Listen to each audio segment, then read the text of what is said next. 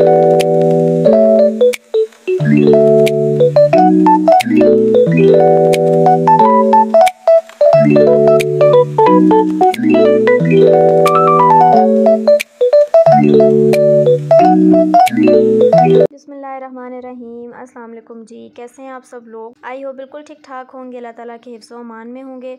तो जी ये है जुमेरात का दिन, और जुमेरात वाले दिन हम लोग ये सारे काम काज कर रहे थे। हम लोगों ने आज सारे सर्दी के कपड़े और गर्मी के कपड़े अलग अलग कर दिए हैं। सर्दी के कपड़े इसलिए निकाल लिए हैं क्योंकि मौसम इतना ठंडा हो चुका है और बच्चों को ठंड लगना शुरू हो चुकी थी, इसलिए फिर मम्मा ने कहा कि बेटा सारे गर्म कपड़े निकाल लो, ताकि बच्चों के फिर स्कूल के स्वेटर्स भी पैक थे। और छोटी जो मेरी भांजी है उसके लिए तो ठंड बहुत ज़्यादा है, क्योंकि छोटे बच्चों को ठंड बहुत जल्दी लग भी जाती होती है, तो इसलिए उनके गर्म कपड़े निकालना ज़रूरी है। मैंने कहा फिर सबके निकाल देती हूँ, अब मैं बारी बारी तो नहीं खोल सकती हूँ। तो फिर इसलिए हम लोगों ने सारे वो काम करके फिर मैंने घर में कारपेटिंग भी कर दी अपने अपने रूम्स में, ताकि जो बच्ची है हमारी छोटी वो फिरती है पूरे घर में माशाल्लाह, तो फिर इस तरह से बच्चों को ठंड ज़मीन से बहुत ज़्यादा चढ़ती होती है, और वैसे भी कारपेट्स के साथ रूम गर्म रहते हैं, इसलिए मैंने कारपेट वगैरह बिछा दिए। और कंबल जो हैं वो मम्मा ने मुझसे कहा था कि 1 महीना पहले ही वॉश करवा लेना, तो ये धोबी से आ चुके थे, इसलिए मैंने कहा कि आज इन लोगों को भी खोलते हैं, ज़रा इनको भी हवा शवा लगाते हैं। तो इनको भी मैंने खोल के बेड पे रख दिया था। मैंने कहा कि अगर किसी को पंखे की हवा ठंडी लगती है रात को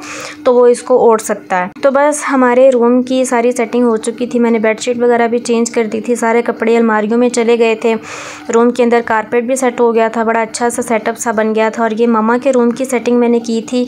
मम्मा के जो जब जहाँ पे वो पाँव रख के उतरती हैं उस साइड पे भी मैंने रक्सा बिछा दिया था, ताकि नंगे पाँव ना उतरें, क्योंकि उनको भी बहुत ज़्यादा ठंड लगती होती है, वो बहुत वीक हो गई हैं ना, तो इसलिए उनको ठंड भी और गर्मी भी बहुत ज़्यादा फ़ील होती है। और ये देखें अलमारियाँ सारे गर्म कपड़ों से फिल हैं, और ये हमारे रूम की कबर्ड का है कुछ इस तरह से कंडीशन। और मैंने अभी कपड़े रखे ही थे और साथ ही मेरी सिस्टर साहिबा ने चेंज भी करने थे, तो इसलिए उसने अपना कबर्ड ख़राब किया हुआ है, तो मैंने कहा कि इसको अब दोबारा करना पड़ेगा। तो खैर ये मैं अब अपने वॉशरूम में रख रही थी फ़िनाइल, इससे ये होता है कि वॉशरूम में एक अच्छी सी फ्रेगरेंस ही रहती है, तो ये मैं हर महीने अपने वॉशरूम की चेंज करती होती हूँ। सो बस जी खैर ये दिन ख़त्म हो गया और अगले दिन का आगाज़ हो चुका है। मैं यहाँ पर पढ़ रही थी नमाज़, जुम्मे का दिन है। नमाज़ वगैरह पढ़ लेने के बाद मम्मा ने मंगवा लिए थे जी छोटे समोसे, और उन्होंने अल्लाह ताला के नाम पर देने होते हैं। वो हर कुछ टाइम के बाद या महीने बाद तो कोशिश करती हैं कि लाजमी अल्लाह के नाम की कोई ना कोई चीज़ निकला करे। अल्लाह ताला के साथ अगर आप इन्वेस्टमेंट करते होते हैं ना, तो आप यकीन करें कि वो आपका उधार नहीं रखता होता। आपके रिस्क में बरकत होती है, आपकी कमाई में बरकत होती है, आपके पैसों में बरकत होती है। अल्लाह ताला अगर आपसे 1 गुना लेता है तो आपको 10 गुना ज़्यादा वापस करता है। तो हमारा तो ये यकीन है, और वैसे भी मैं समझती हूँ कि हमारे हर हिस्से में से अल्लाह ताला के राह पर निकलना चाहिए। तो खैर जी बस ये न्याज़ मम्मा ने बांटती थी सारे बच्चों को, छोटे बच्चों को वो देती होती हैं कि वो आकर ना तो एक एक पीस उठा कर ले जाते होते हैं, तो इससे ये होता है कि आपको दिल को तसल्ली होती है कि मासूम बच्चों के पास ये चीज़ गई है। अच्छा जी खैर, तो फिर उसके बाद फ़िश आई हुई थी हमारे घर में। फ़िश की मैंने कोटिंग सारी स्टार्ट कर ली थी। मैंने सबसे पहले बेसन ऐड किया है एक बाउल में, और उसकी गुठलियाँ मैं अच्छी तरह से मिक्स कर लूँगी, क्योंकि जो गुठलियाँ होती हैं ना वो चाहे जितने मर्ज़ी पानी भी आप डालते जाएँ ना बहुत कम मिक्स होती हैं, इसलिए मैंने चम्मच के साथ इसको अच्छी तरह से गुठलियों को ख़त्म कर दिया था मैंने। और बस उसके बाद मैंने कुछ इंग्रेडिएंट्स ऐड किए थे, जिसमें नमक था और हल्दी थी, एंड इसके अलावा था कुछ क्या था, हाँ धनिया था, सॉरी जो धनिया साबुत होता है ना वो वाला, और अजवाइन भी थी।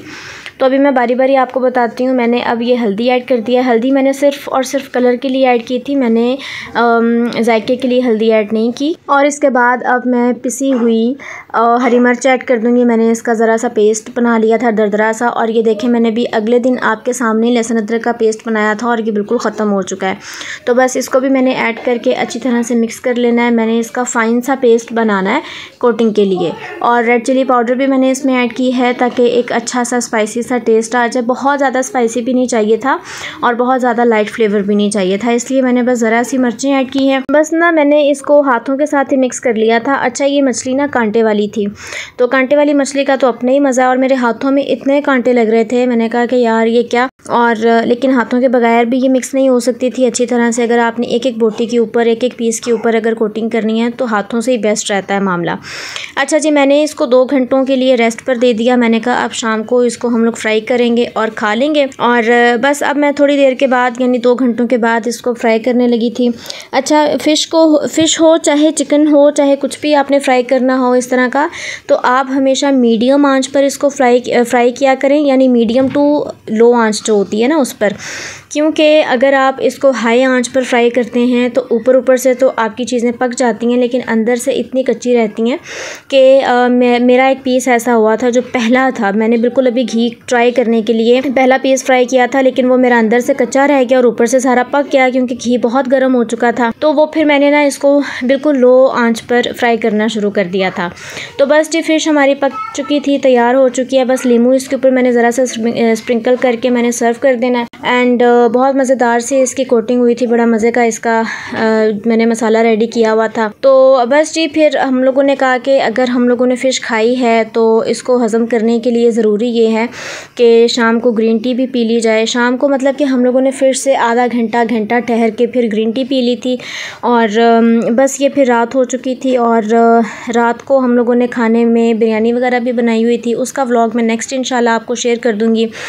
तो बस ये थी मेरी आज की वीडियो। आज बहुत ज़्यादा मैं थक चुकी थी क्योंकि जुमेरात से लेकर जुमे तक हम लोग बस ये कपड़े और कंबल शंबल और ये वो सारा कुछ कर, और आपको पता है कि एक दफ़ा कपड़ों का मैस पड़ जाए तो बड़ी मुश्किल से समेटा जाता है। तो बस हम लोग थके हुए थे काफ़ी ज़्यादा। मैंने कहा भाई आज तो जुमे का दिन तो मुझसे कोई काम नहीं होगा, देखेंगे अगर हफ्ते वाले दिन कोई काम पेंडिंग है तो करेंगे इंशाल्लाह। तो बस जी, आई होप आपको मेरी वीडियो पसंद आई होगी। पसंद आई हो तो लाइक शेयर और सब्सक्राइब लाजमी कीजिएगा। अल्लाह हाफिज़ जी, बाय बाय।